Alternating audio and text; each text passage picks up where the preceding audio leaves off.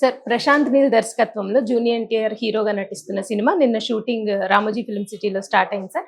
అయితే జూనియర్ ఎన్టీఆర్ అభిమానులతో పాటు అందరూ కూడా చాలా క్యూరియాసిటీగా వెయిట్ చేస్తున్నారు. ఇది ఏం సినిమా, అసలు స్టోరీ ఏంటి, లేకపోతే ఏం జరుగుతుంది ఆ సినిమా షూటింగ్ అనేది.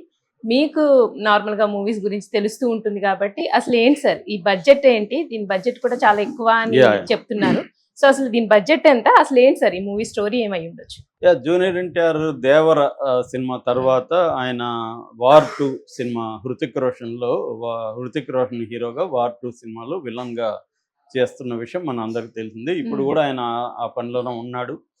అయితే లాస్ట్ ఇయర్ ఆగస్టులో ప్రశాంత్ నీలు జూనియర్ ఎన్టీఆర్తో సినిమాకి పూజ జరిగింది.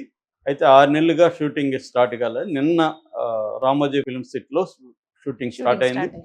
దాదాపు 3000 మంది జూనియర్ ఆర్టిస్టులతో షూటింగ్ మొదలుపెట్టారు. షూటింగ్ చూసిన మా ఫ్రెండ్స్ చెప్పింది ఏంటంటే, అది బేసిక్గా ఒక ఆందోళనకారులు పెద్ద ఎత్తున వీధుల్లోకి వచ్చేసి వెహికల్స్ దగ్ధం చేసి ఇలాగా ఆందోళనకారులుగా వాళ్ళని చూపిస్తున్నారు. వెహికల్స్ అవన్నీ కూడా ఓల్డ్ వెహికల్స్ ఉన్నాయి. పాత అంబాసిడర్లు, పాతకాలపు రిక్షాలు, అలాంటి అట్మాస్ఫియర్ ఉంది. పోలీసులు కూడా పాతకాలపు డ్రెస్సులు ఇవన్నీ వేసుకున్నారు. సో ఇదేదో పీరియడ్ ఫిల్మ్గా ఉంది అన్న వార్త బయటకు వస్తే నేను కొద్దిగా దాని మీద ఎంక్వైరీ చేశాను. అసలు ఏం పీరియడ్, ఇది బ్యాక్డ్రాప్ ఏంటి అనేది. ప్రశాంత్ నీళ్ళు బ్యాక్గ్రౌండ్ చూస్తే మనం ప్రశాంత్ నీళ్ళు, అతని నీళ్ళు అంటే అసలు పేరు నీలకంఠపురం. అతను వాళ్ళ సొంత ఊరి పేరు నీలకంఠపురం. దాన్ని స్టైలైజ్డ్గా అతను ప్రశాంత్ నీల్ అని పెట్టుకున్నాడు. సో ప్రశాంత్ నీలకంఠపురం అనేది అతను పేరు అనమాట, పూర్తి పేరు. వాళ్ళ నాన్న సుభాష్ నీలకంఠపురం, అమ్మ భారతి. వీళ్ళది మడకశిర, మన అనంతపురం జిల్లాలో బెంగళూరు రూట్లో ఉంటుంది మడకశిర.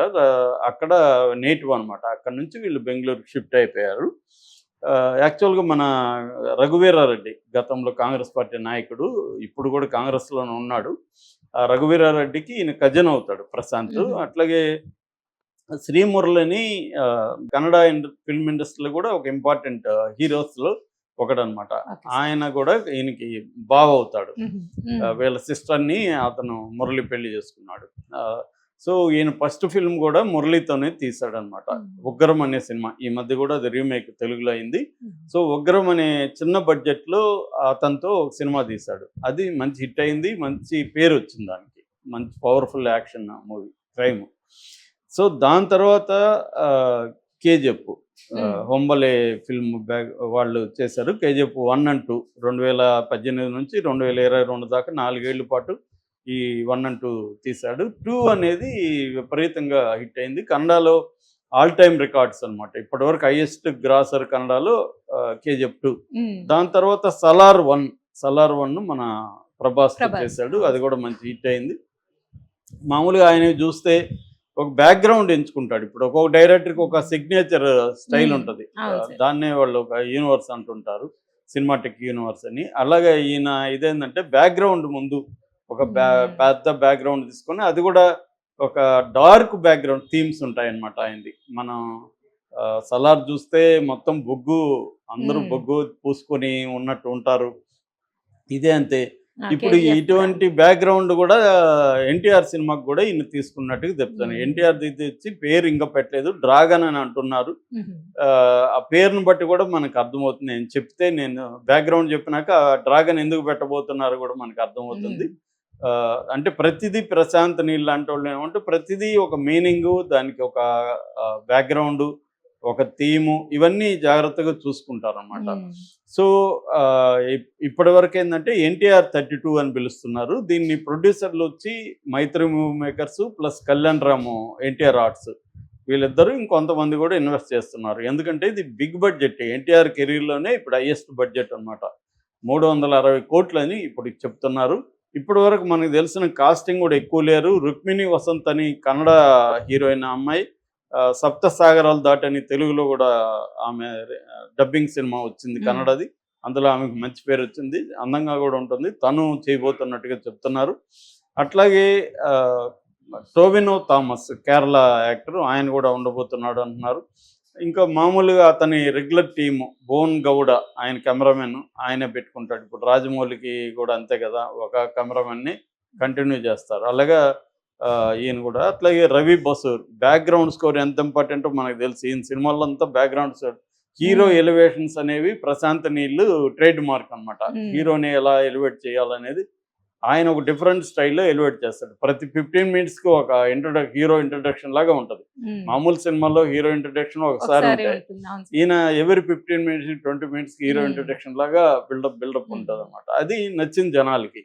అది స్లో మోషన్ వేయడం, బ్యాక్గ్రౌండ్ స్కోర్, అట్మాస్ఫియర్, 100 మంది ఉండడం, వాళ్ళందరూ నల్లగా. నేను అప్పుడు బెంగళూరులో కూడా ఒక షూటింగ్కి నేను నా సినిమా కోసం అక్కడ ఉంటే ఆడ అందరూ ఎవరిని పిలిచినా గడ్డాలు ఉండేవి. ఏం రాక అందరికి గడ్డాలు ఉన్నాయంటే కేజీఎఫ్లో యాక్ట్ చేస్తే గడ్డం ఉండాలి కంపల్సరీ, గడ్డం లేకపోతే వేషం రాదు.